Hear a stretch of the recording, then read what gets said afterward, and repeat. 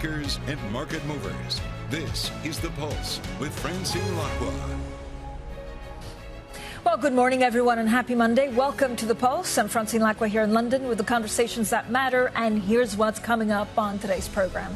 Investors brace for this year's final rate decisions from the Fed, the ECB, and the Bank of England. Does feel like a finale. Plus, Bloomberg understands the BOJ will not rush into scrapping the world's last negative rate later this month. Two major challenges for the British Prime Minister, Rishi Sunak. He faces a grilling later today on his performance as Chancellor during the pandemic, while also trying to quell a rebellion against his government's latest plan to deport some asylum seekers to Rwanda. And the EU reaches a deal on what's expected to become the most comprehensive regulation of artificial intelligence in the Western world. So first thing is first, as we were just saying, it's a pretty crazy week in terms of central bank policy, so watch out for any nervousness out there from the markets. So now I think we have three pieces of big data, and that's just in the US. Then we look at the ECB and, of course, the Bank of England. So it's a pretty event-packed week. Yen also extending some of the losses to 1%. This is after Bloomberg reported that the BOJ officials see little need to rush into scrapping the world's last negative interest rates, as they haven't seen enough evidence of wage growth that would support sustainable inflation. Now, joining us for more on this, Bloomberg MLive's Ven Ram and Maria Municchi, a fund manager at M&G Investment Management. Thank you both for joining us. Wow, what a week we're going to have. So get some sleep now. Actually, it's too late. It's Monday. I hope you had a relaxing weekend, because we have a lot of central banks. And so the markets, I guess, are on tenterhooks. Absolutely. And I think it's a very live week in terms of what we've observed in the past few weeks, because the market is very attentive to any data point. This is on the back of central banks telling us that they are very much looking at this data, now having increased rates quite significantly. But what we've been through in the past few weeks, I think, is pretty incredible already. I mean, we got to the end of October when investors were very much focused on this high for longer narrative, and that has brought a lot of volatility to both fixed income and equity markets. And just in a few weeks, past the 31st of October, we've seen an incredible rally across really all assets. But then this speed of increase in prices seems to have somehow slowed in anticipation of this data. We've already seen a little bit last week with the US labor market coming in, a little bit of a surprise for some investors. So it's very interesting for us to see, what the data would look like in the next week, and how will investors react to that. Yeah, and then I guess the most important bit, I mean, I know we have 3 live meetings, and I know it's a big deal, but actually it's also the data coming out of the US that will really focus or not the minds of traders. Absolutely, Francine. So I think that, the Fed is in this position where the disinflationary narrative is pretty much running according to their projections. If you look at their PCE, core PCE projections, they kind of line up with what they had forecast for the end of 2023. But what is not kind of playing out to their satisfaction is the resilience of the labor market. The Fed thinks that the jobless rate should have been around 3.8% average for this year, but we are only averaging 3.6% this year. And last week, the jobless rate actually went lower.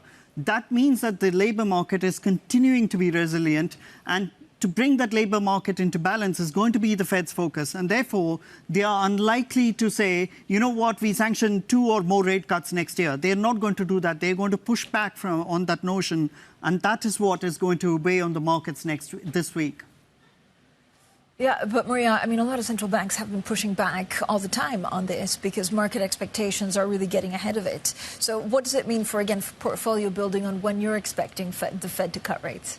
Yeah, I think we've been in an incredible journey, and all the way through, from summer to October, I think with these yields increasing across really sovereign markets, across curves as well, there has been an opportunity to add diversification across duration. So not only added to US dollar duration across the curve, but also if you look at European and sterling government bonds, they've also followed into this increasing trend of yields. since then, we've seen quite a strong retracement in the month of November. And I think there has been an opportunity to take some profit on this diversification and on this expansion of duration across portfolios.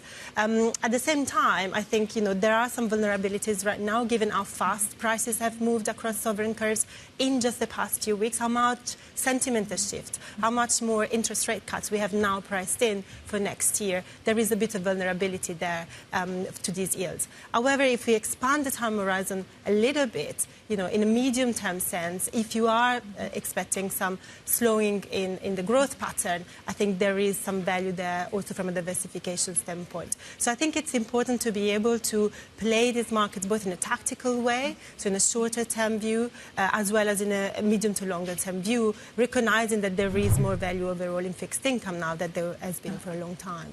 And then this goes back to the main question, which actually there's a brilliant piece on the Bloomberg Terminal today, which, look, when the Fed starts cutting rates, is why are they doing it? Is it just because inflation goes down and so they can afford to, or is it because we're at risk of a recession? So then how quickly do you think we'll see rate cuts, and will it be with an okay economy? I think that we are likely to see any rate cuts in June, sometime in June. I think anything before that, I mean, if you look at the way the economy has been resilient, if you look at the jobless rate, if you look at job creation, if you look at the economic growth, which we had a stellar third quarter growth, let's not forget that. So, there is nothing in the economy that is going to compel the Fed to come out and cut rates. They want to see 2% inflation. We are at 3% something now. So until it is clear to them that we are going to get converged to 2% inflation, they are not going to cut rates, which to my mind is going to be sometime around June. Marie, again, what does that mean for some of the investor belief? There does seem to be, like you're suggesting, a kind of, market pricing in cuts or pricing in a recession. Then we have stronger than expected data. And I don't know whether it's a pattern that can continue into 2024, but it seems like we've been living this pattern for the last 18 months. I feel, the expectations of rate cuts that we see now, they're in a way different from the ones that we were seeing at the beginning of the year, when there was a lot more expectation around a slowing economy and fears of recession. Throughout this year, some of these fears have been abated because of better data, better earnings. And it feels that now it's more about, inflation has been coming down, so it gives the central banks a space to reduce interest rates without necessarily affecting growth. But as we were saying, there is the issue of the labour market still being very strong, and also the fact that growth is really not faltering that much. At least data is still mixed, especially if we look at leading versus lagging data. Lagging data is better. Leading data, it's a little bit softer. We had some indication, for example, from the Beige Book, which is a more anecdotal evidence that there is some slowing down in economic growth also in the US. So I think this is something that we really have to be very cautious about into the next year, because of the many and several, lagged effect of monetary policy, as we very well are aware of. But it feels that, the rate cuts that are priced in now, they're not so much about, growth scare. And this is evidenced by what equities have been doing at the same time, which is, having some very strong performance. Ven, so Bank of England, ECB, who has his hardest job this week? Dun, dun. I think the BOE is a harder job because, the markets are kind of thinking they're going to cut rates by August. But, if you look at core inflation in the UK and if you look at services inflation, they are nudging around 6 and 7%. That is hardly compatible with a situation where you're going to go for rate cuts. So Andrew Bailey and his team have a very strong pushback coming this week saying that, look, you know what? Rate cuts are not even a matter of discussion just yet. It's too premature to discuss that. And they will have a harder time. The ECB, of course, has seen the disinflationary narrative take hold, and they have more headroom to cut rates if they must later, early next year. And is this, Maria, why you like emerging market local currency bonds? Probably, because they offer attractive real and nominal yields compared to some of the developed markets. Yeah, I think we've had a positive view on emerging market sovereign bonds in local currency for quite a long time. And in particular, we entered this year with a significant position in these bonds, which has really helped performance throughout the year, has they surprised the markets and performed really well. They remain attractive from a nominal and real yield perspective compared to some of what we observe in developed markets. markets, although developed markets are becoming more attractive, especially after the latest phase of interest rate increase and yields moves that we have seen on the back of that. I think where we find slightly less value at the moment from an asset allocation perspective is on credit, and that's also because of, credit spreads are not particularly elevated at the moment. Overall, the all-in-all yield is attractive, but there's always that component of, your risk element through the credit spread and the interest rate element of it. And the credit spreads is what, to us, looks more neutral, still open for opportunities from a more stock-picking standpoint, but from an asset allocation standpoint, potentially less interesting at the moment. Maria, thank you so much. Maria and Ven there, MLive's Venram Maria Municchi, a fund manager at M&G Investment Management. Now, we're also getting some breaking news out of Macy's. Now, remember, we told you earlier on today it actually got a $5.8 billion buyout firm. So pre-market Macy's, you can see up 20%. Now, the offer is from Ark House Management and Brigade Capital Management, and it's at a 20% premium to Macy's closing share price on Friday. So it's matching up. It's almost gaining 21% in today's trading session pre-market, and it comes as the chief executive prepares to hand over the reins to Bloomingdale's chief executive Tony Spring in February. So a lot going on with some of the U.S. retailers. Coming up, a make or break week for the U.K. Prime Minister Rishi Sunak. We'll tell you why when we return. This is Bloomberg.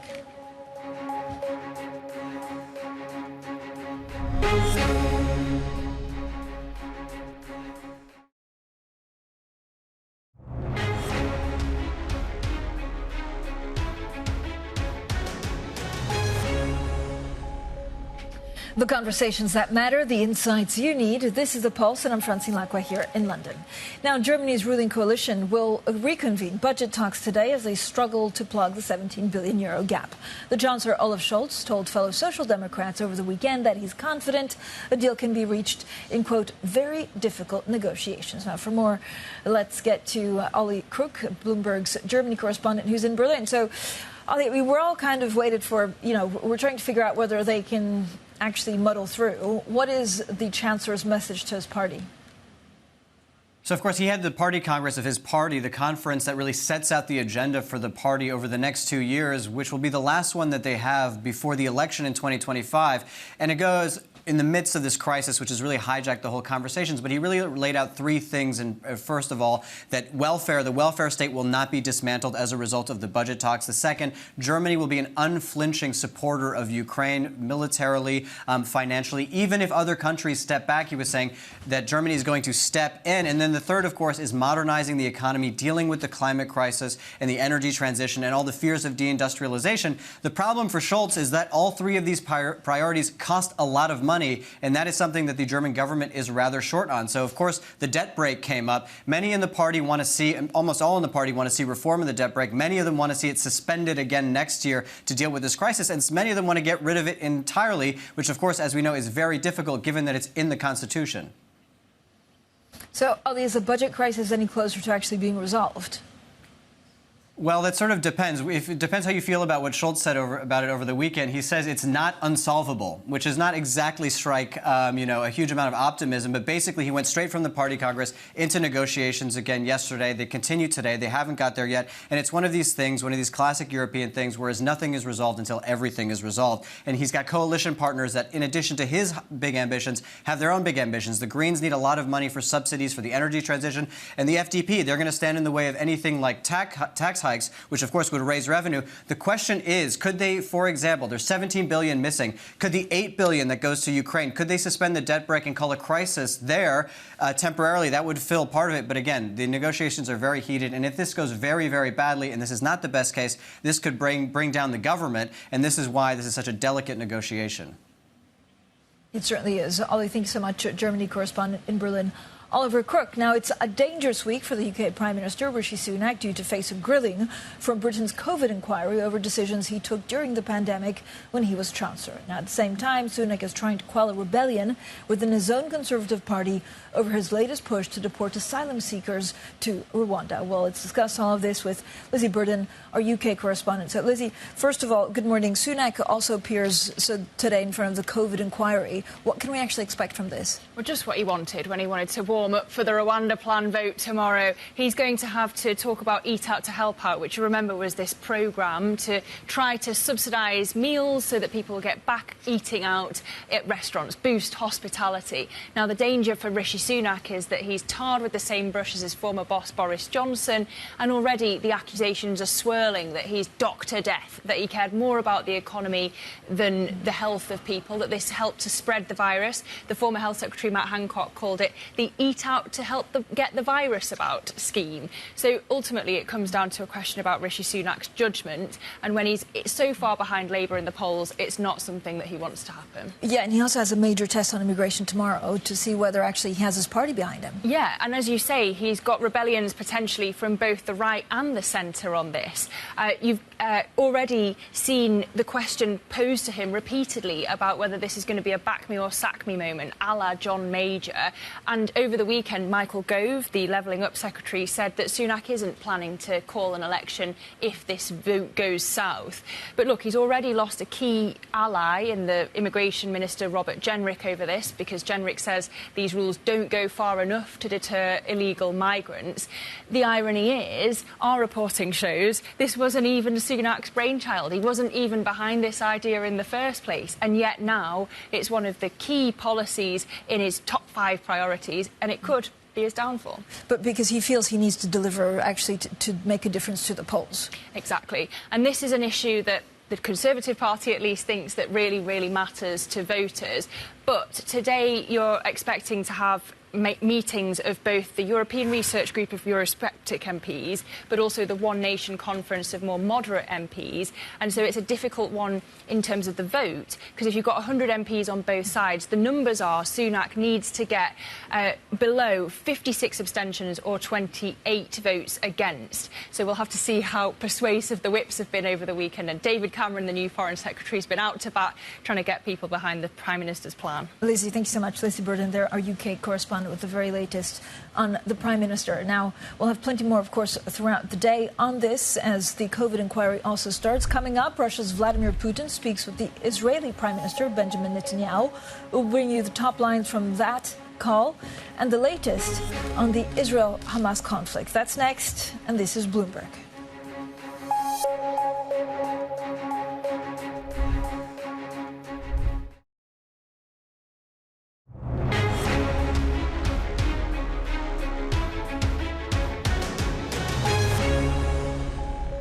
The conversations that matter, the insights you need. This is The Pulse, and I'm Francine Lacqua here in London. Now, Cigna is planning a $10 billion buyback after calling off Humana talks. You can see on the back of that, pre-market Cigna gaining 9.1%. Now, let's also get to some of the other top red stories on the Bloomberg terminal. And Israel's Prime Minister has hit out at Russia's cooperation with Iran in a 50-minute phone call with President Vladimir Putin. Benjamin Netanyahu's office says he's strongly criticized what he called the, quote, dangerous cooperation between Russia and Iran, while relations between Israel and Russia have been strained since the Hamas attack in October. Egyptians began voting yesterday in a 3-day-long election, with President Abdel Fattah el-Sisi all but certain to win a third term, even as the North African nation grapples with its worst economic crisis in years. Now, the most pressing issue for Egypt's electorate is a soaring cost of living, with inflation running at almost 35% after 3 currency devaluations since early last year. And Javier Milei has been sworn in as Argentina's president. In a message to the nation, he warned Argentines will have to endure additional pain while he works to pull the country from an economic crisis. Well, Milei has pledged spending cuts and said the economy will worsen before turning around. The leader's cabinet picks triggered a rally in the nation's dollar bonds and stocks. And U.S. retailer Macy's has received a $5.8 billion buyout offer from an investor group. The offer from Ark House Management and Brigade Capital Management is at a 21% premium to Macy's closing share price on Friday. It comes as the chief executive, Jen Jeanette, prepares to hand over the reins to Bloomingdale's chief executive officer, Tony Spring, in February.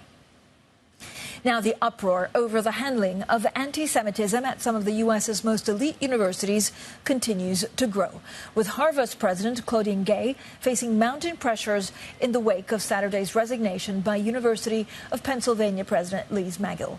While the leaders of Harvard, Penn and MIT have been slammed by lawmakers and business leaders over their responses to whether calling for the genocide of Jews is against school policy. And the UK's COVID-19 inquiry is turning its attention to Rishi Sunak, with the Prime Minister set to testify today.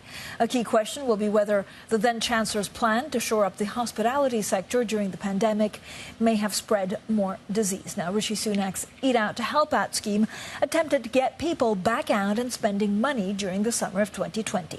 Tomorrow, the Prime Minister also faces a difficult vote in the House of Commons on his plan to deport asylum seekers in Rwanda.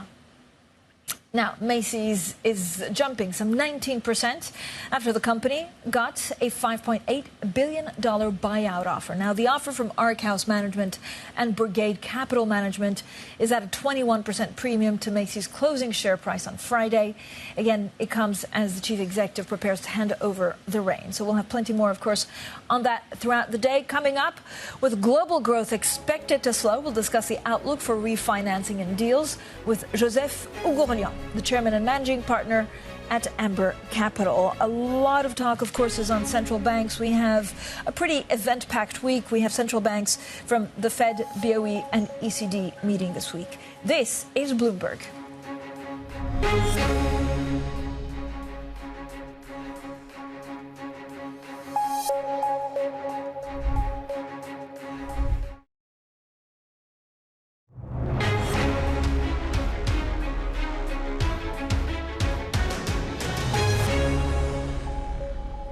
Investors brace for this year's final rate decisions from the Fed, the ECB, and the Bank of England. Plus, Bloomberg understands that the BOJ will not rush into scrapping the world's last negative rate later this month. Two major challenges for the British Prime Minister, Rishi Sunak. He faces a grilling later today on his performance as Chancellor during the pandemic, while also trying to quell a rebellion against his government's latest plan to deport some asylum seekers to Rwanda. And the EU reaches a deal on what's expected to become the most comprehensive regulation of artificial intelligence in the Western world.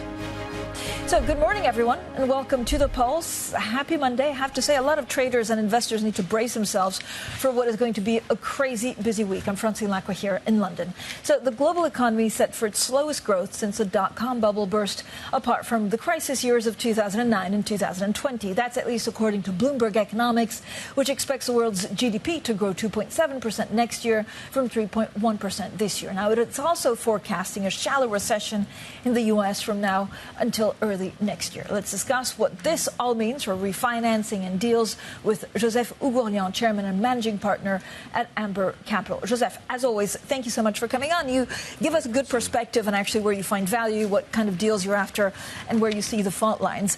I'm surprised that the economy keeps on holding up, right? I mean, markets seem to price like a correction, the end of the world. And then after 6 months, earnings are resilient, the economy is fine, and we go back to drinking our coffee. Like, what's going on? Well, I think there's a number of things that are happening. You know, there's still the impact, the delayed impact from all the fiscal stimulus that we had during the COVID period. Typically, you know, fiscal policy has a lag of 12 to 24 months after, it's being announced.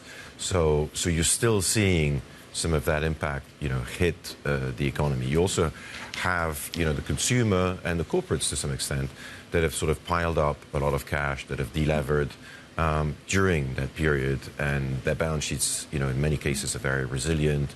In the case of the corporates, they've refinanced at much lower rates. In the case of the consumer, they've, increased their savings dramatically, and they're using those savings. Also, the consumer is in great shape because unemployment is on its lows. So all these factors have contributed to the resiliency of the economy. Joseph, if I told you a year ago that this would have happened this way, how difficult would it have been to predict? So I know you look at models, you sent some great charts also that you're looking at in terms of earnings resilience, but actually how incredible is it that we are December 2023 in a pretty strong position, having gone from like zero interest rates to at least 5%? It's very surprising. I mean, I confess that, not a lot of pundits would have bet that European markets would have done so well. But then again, the earnings of European corporates have been incredibly resilient, and now we're starting to see, the prospect of the central banks having, reached peak interest rates. So I think that's good news for the markets in general, and particularly, those European markets look incredibly cheap. They've been hit very badly post the Ukraine invasion. People saw Europe as the last place you want to be invested in because, it had no commodities exposure. The Russian gas was being, pulled away, and, interest rates were going up with inflationary pressures. I think all of those themes have receded. Europe has survived, now 2 winters, or, it's going to survive a second winter without the Russian gas. Interest rates, have had an impact on the economy, but it's not been as bad as people thought. And last but not least, there's all these factors which I mentioned around fiscal policy, around the resiliency of the consumer, which have really helped. Yeah, and you are, and actually I hear this a lot from chief executives that come on the show saying, sometimes we're not, the European chief executives, we're not fairly valued because for U.S. investors, Europe is very far and we're close to Ukraine, so they kind of sell off everything.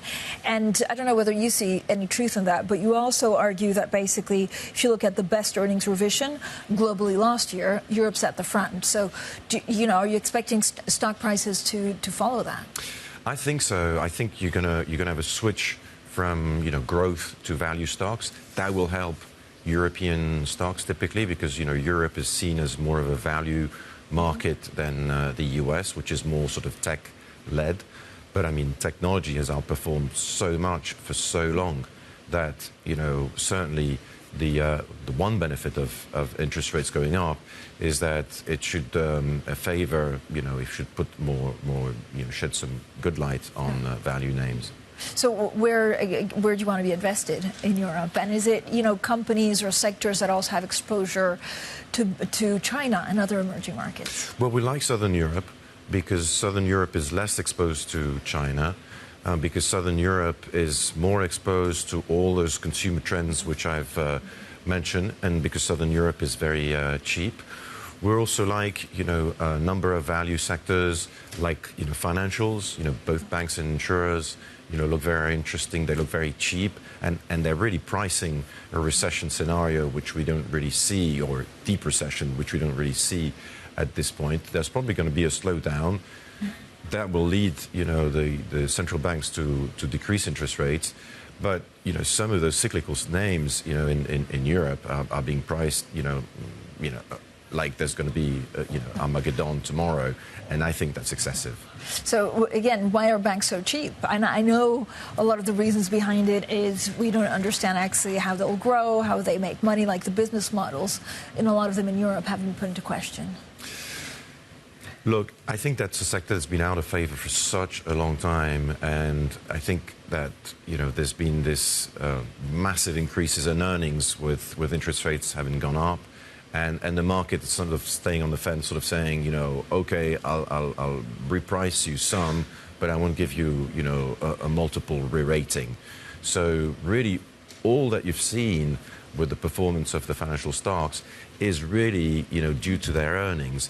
But the multiples are still incredibly low. You're talking 5-6 times earnings for the sector as a whole. And in Southern Europe, you really have like deep value names that, by the way, they have what people call, deposit beta much lower than the northern banks, meaning that they've not had to pass on those interest rate increase to their depositors.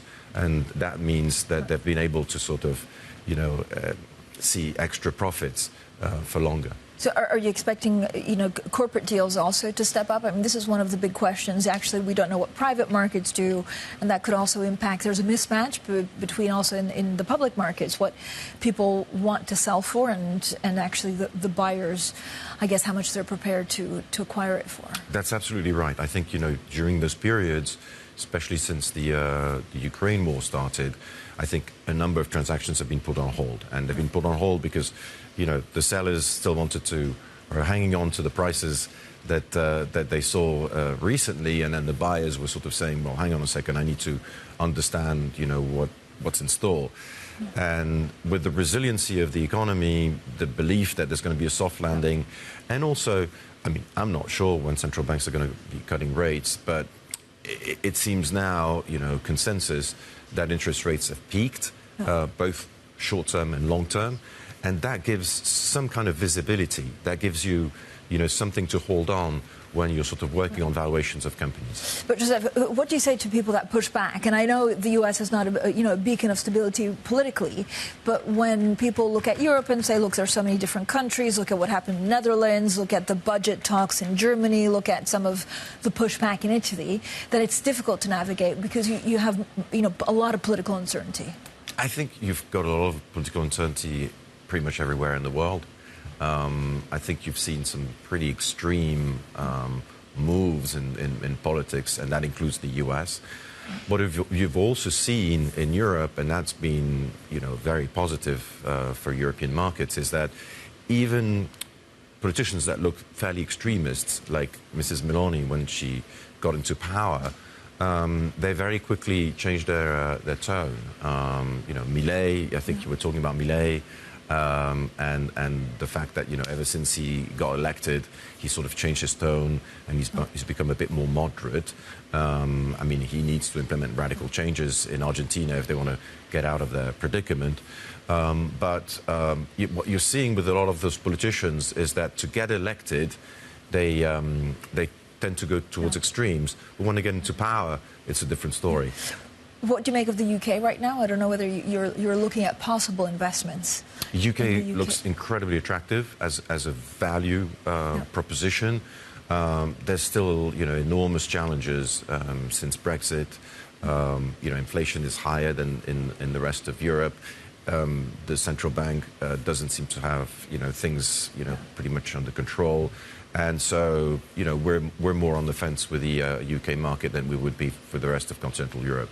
Joseph, as always, thank you so much for coming on. Joseph Oughourlian, their chairman and managing partner at Amber Capital. Coming up, we'll be hearing from the chief executive of chip designer ARM on his ambitions to dominate the AI space. That exclusive interview is next, and this is Bloomberg.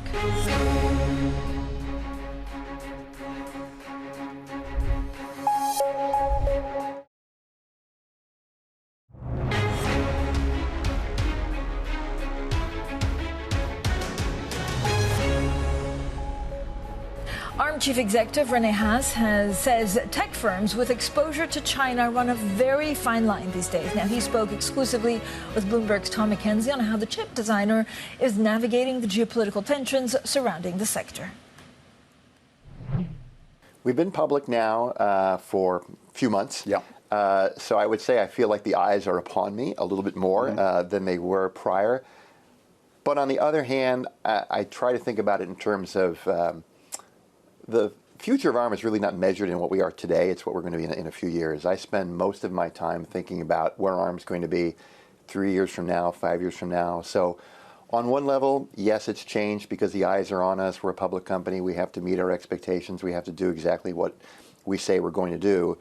But on the other hand, I'd like to think maybe not so much change because I'm thinking about 5 years away, just like I was before the IPO, same way I'm thinking about it today. And how do you balance the demands of investors in the company now, those new investors, and the legacy investors, and of course Masayoshi Son, SoftBank being the big force, gravitational force there? How do you balance those demands? So ARM is really a company that is hard to look at quarter to quarter because the technology we're working on today is really technology that's going to end up in products 3 years from now, 4 years from now. So while the financial results are important, they're really the results of strategies we put in place a number of years ago, which were quite successful. This is when we created our Neoverse product line for the servers. We created our automotive product lines. And you're seeing those things really come to bear.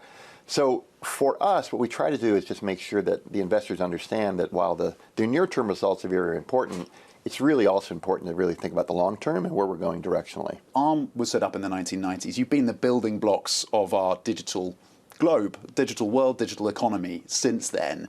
And now we're at this point where we're focused on generative AI, and that is reshaping this digital ecosystem that we that we now live in, or that we will be living on. What role do you see ARM playing in that transformed digital space in the years ahead?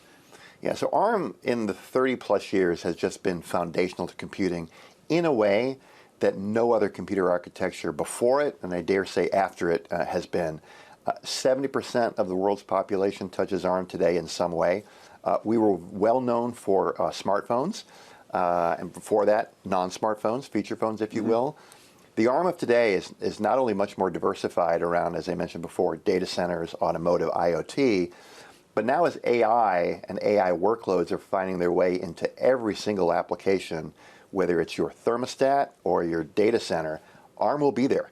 So I think for us in the upcoming years and decades, ARM will be foundational to everything going on with AI. So you can assure investors that you will remain, you're essential right now to this digital world that we live in. You will be essential in that generative AI reshaped world in the years ahead. You will continue to play that essential role. You can't run AI without ARM.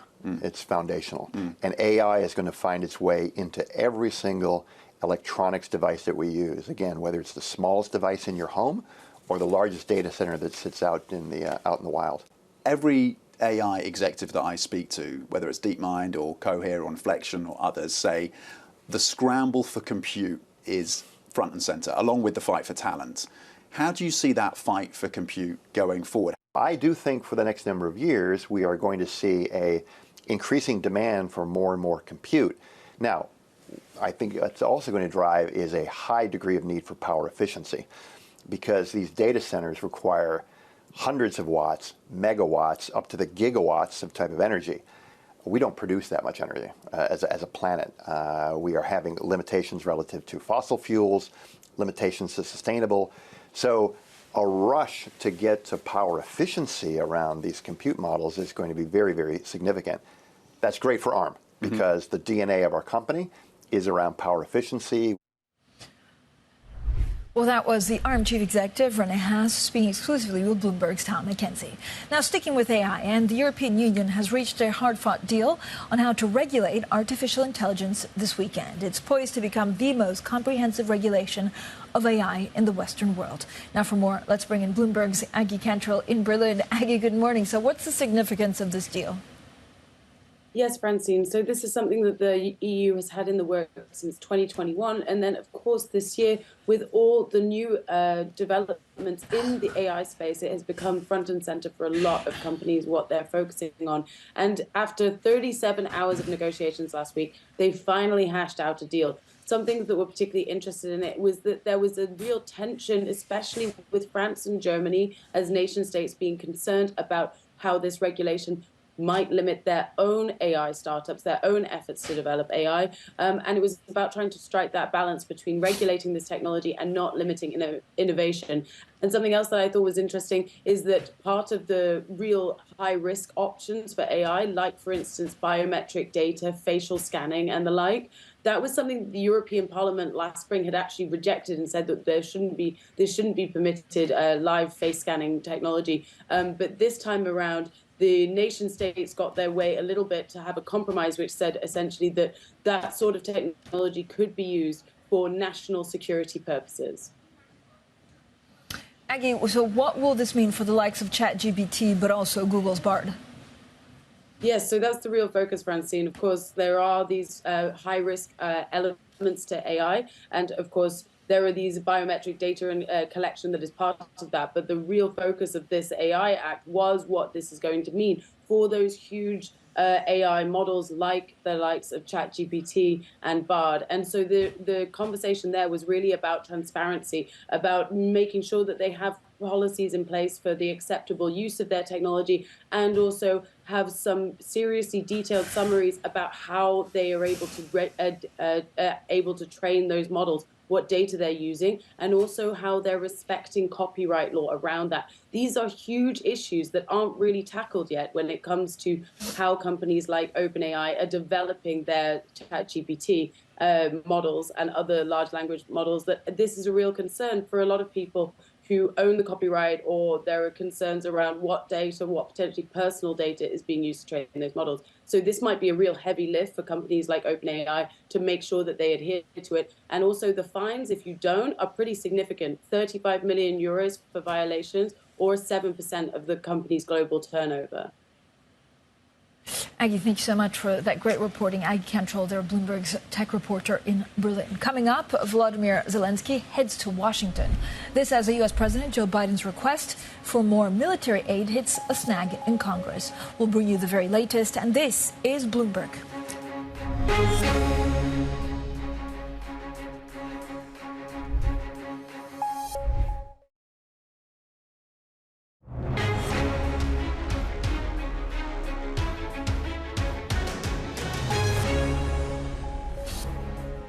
The conversations that matter, the insights you need. This is The Pulse. I'm Francine Lacqua here in London. Now, Ukraine's Volodymyr Zelensky is headed to Washington for talks with the U.S. President Joe Biden.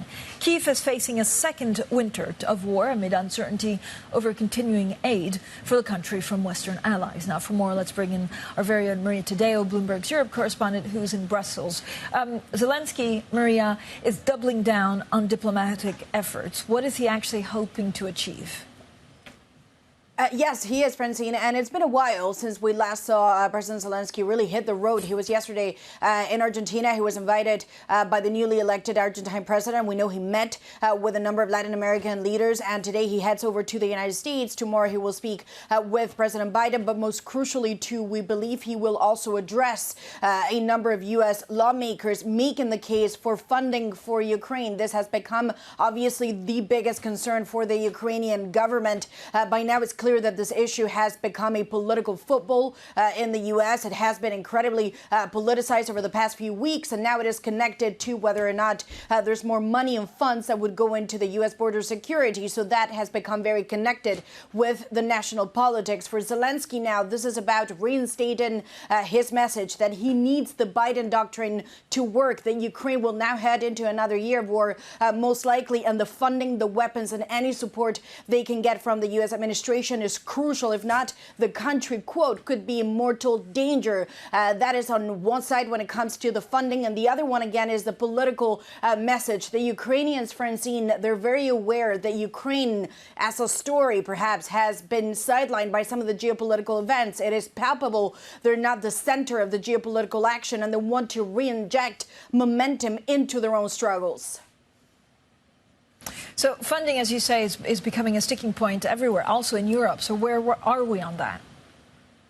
Yes, Francine, and this week we're heading potentially for a train crash. Remember, there is a European Leaders Summit at the end of the week. There are two major points on the agenda. One is funding for Ukraine pegged to the European budget. The other one has to do with the accession talks for Ukraine, which is the green light for the country to one day join the European Union. We know it's not going to be overnight, but it is nonetheless a strong political signal for the country. There is one man in particular, and that is Viktor Orban of Hungary, who has said he is not going to accept either. He has a veto like any other country, and we could see that play out on the Thursday, Friday. I spoke to a European official who told me he could not remember a European summit where so consequential depended almost entirely on one man. The Ukrainians today repeated that if Ukraine does not get clear signals from the EU, that would be a colossal failure at a time in which is obvious the country is heading yet again to a very difficult winter. Yes, so important. Maria, thank you so much. Maria Tadeo, our Bloomberg Europe correspondent, joining us from Brussels. Now, very quickly, this is what Macy's doing. It got a $5.8 billion buyout offer. So the offer was about 21% higher than what we had at the closing price on Friday. So pre-market, you can see Macy's is just matching that, gaining 19%. We'll have plenty more market details. This is Bloomberg.